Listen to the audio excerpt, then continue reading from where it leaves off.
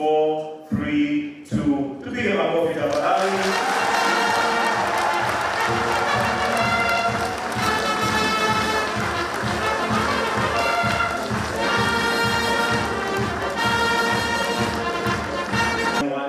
That is going to present to us here, and in 2 of the revision laws by the Attorney General on the title page thereof to be true copies as that is signed the President,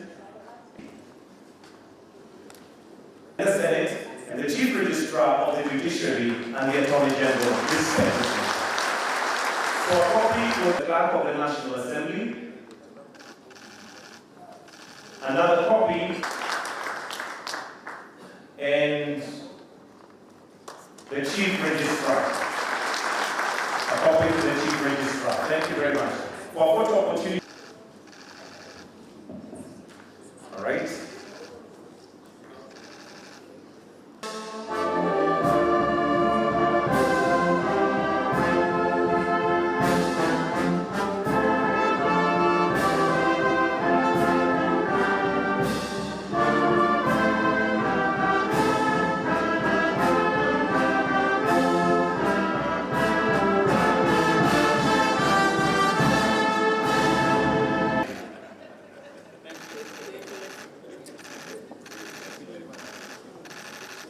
Through its efforts, it upholds the principles of accuracy, accessibility, and efficiency, making the legal system work for everyone. This 24th annual supplement is unique in that it is the first.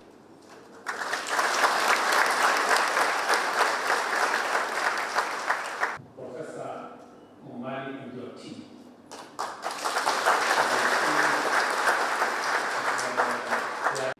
A week ago, I signed into law a new piece of legislation that will facilitate, in a much more robust way, the office of the Attorney General so that it can provide legal advice to government and provide legal representation on behalf of the public, on behalf of the Kenyan people, on any matter that is brought against them. For a very long time, the office has been understaffed, undercapacitated, and we are paying a very high price for that.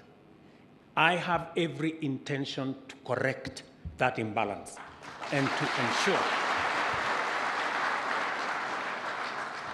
And what the National Council for Law Reporting is effort in that direction. That is why, when I was briefed, I said, whatever it's going to take, I must come for this launch.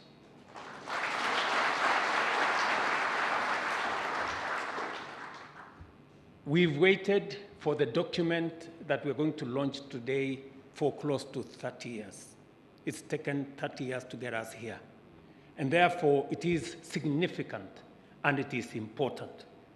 That is why this launch is an occasion for us to reflect on the powerful, constant and far-reaching influence of our legal system on the lives of all Kenyans, and by implication, the role of public officers charged with legislation, interpretation, and implementation of these laws in advancing public good.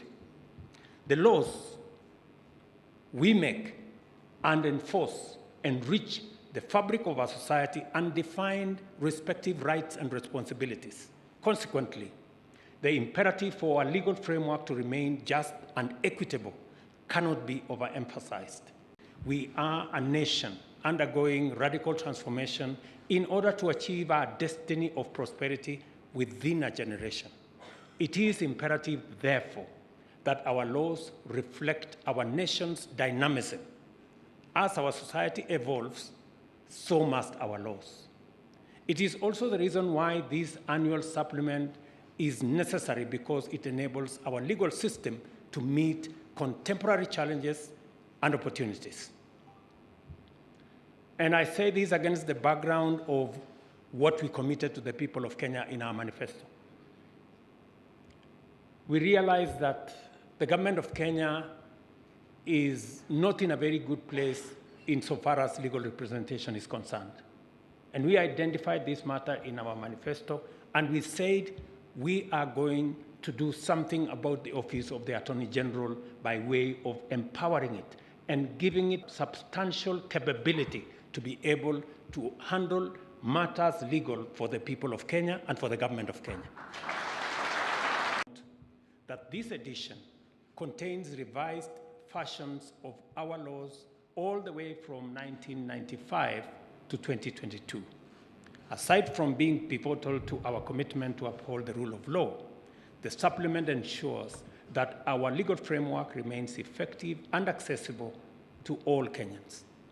In particular, this edition also features a body of laws that have been aligned with the bottom-up economic transformation agenda, anchoring our ambition and our ambitious vision for national development on a sound legal basis.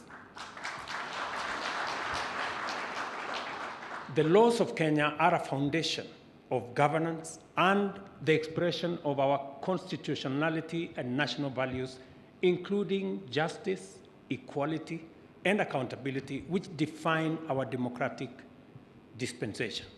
They are the output of our legislature by which the elected representatives of the people actualize the people's welfare in every sector.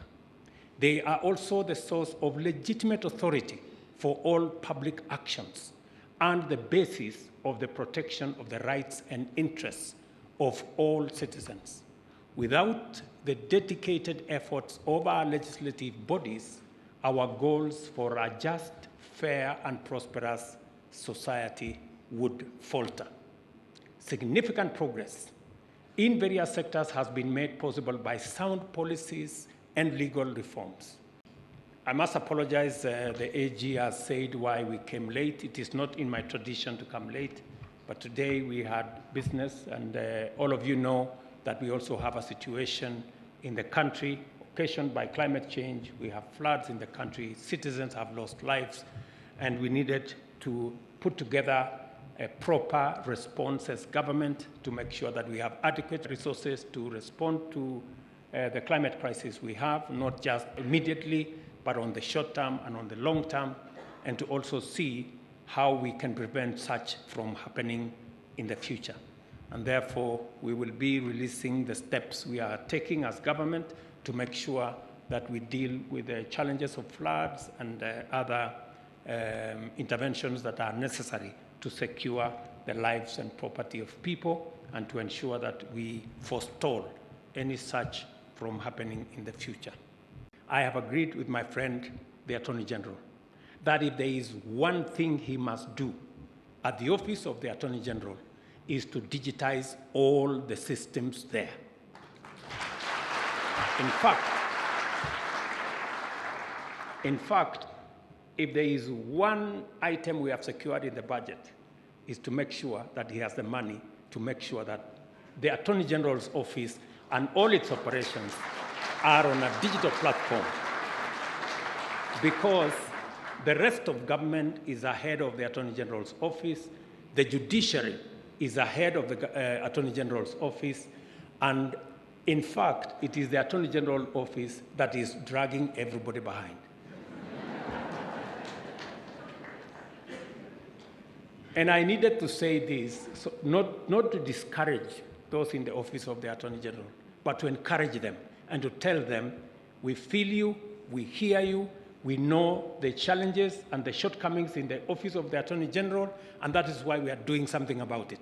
We are not only making the legislation to ensure that the office of the Attorney General can hire the requisite staff with the necessary qualifications and pay them sufficiently, but we are also deploying budget to make sure that they can do it and they can also digitize their operations.